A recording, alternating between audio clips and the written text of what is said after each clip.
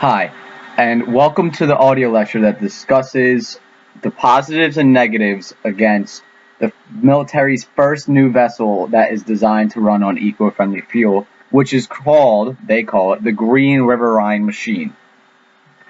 Is that what we need, or is it not?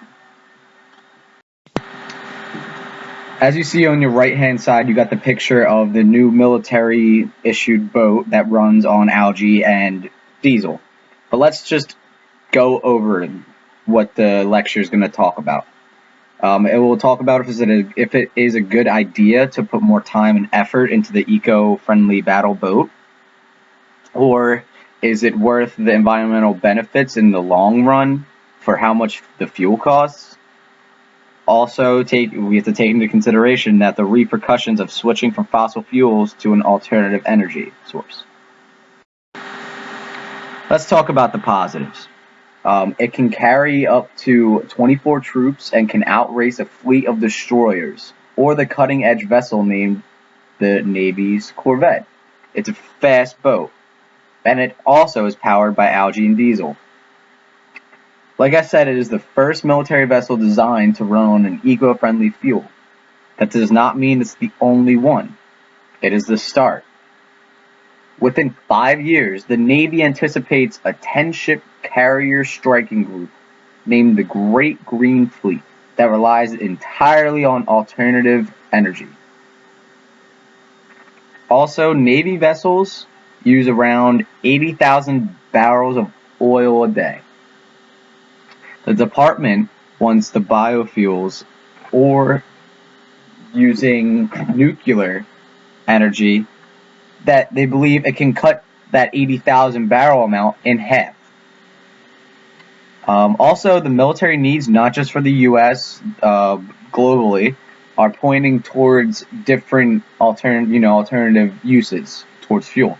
And, it's for the fact of fossil fuels are becoming scarce.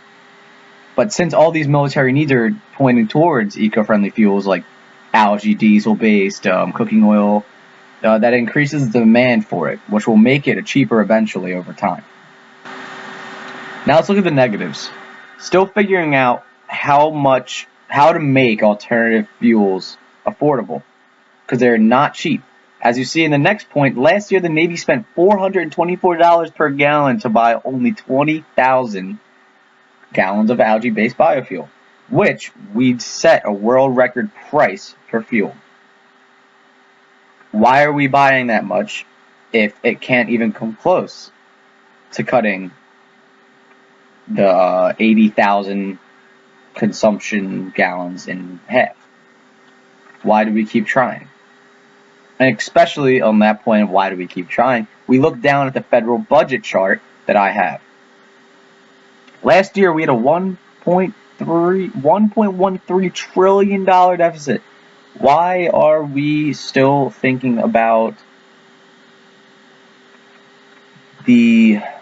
how to save the environment if we can't even save ourselves financially?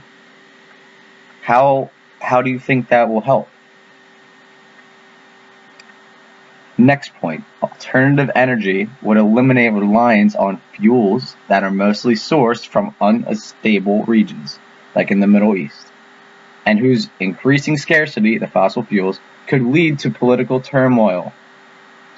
Example is the war in Iraq. Everyone thought it was a war just for the fossil fuels, oil.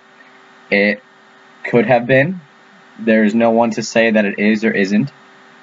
But that is what that is talking about. We always have to think of the repercussions.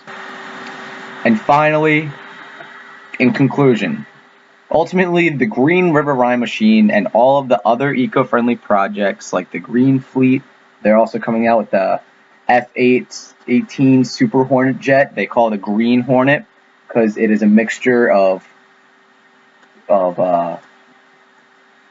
eco-friendly fuel and gas. But they should not be worked on. The reason is simple. The fuel is way too expensive, and it would eliminate the reliance on fossil fuels that could thus create political turmoil in those unstable regions. These two reasons alone should clearly say why it should not be taken seriously. The positives, yes, there is good to it, but it's the same as any other normal speed battle boat.